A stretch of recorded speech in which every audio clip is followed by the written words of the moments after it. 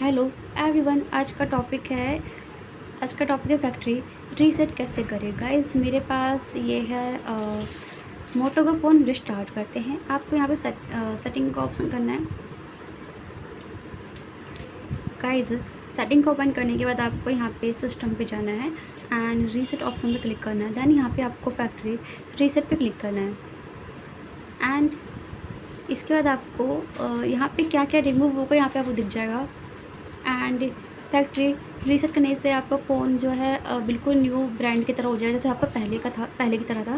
पहले स्मूथ चलने लगेगा एंड हैंग नहीं होगा। इस पर क्लिक करना है आपको एंड राइट पे क्लिक करना है एंड फिर से इस पर क्लिक करेंगे तो आपका जो ईज़िली फैक्ट्री रीसेट हो जाएगा। इसमें वो नहीं करना, आप कर सकते हैं। आई होप आपको फैक्ट्री रीसेट करना आ गया होगा। तो प्लीज़ मेरे चैनल को सब्सक्राइब कर लीजिएगा एंड मेरे वीडियो को लाइक कर लीजिएगा। गाइज़ मिलते हैं नेक्स्ट वीडियो में, तब तक के लिए नमस्कार।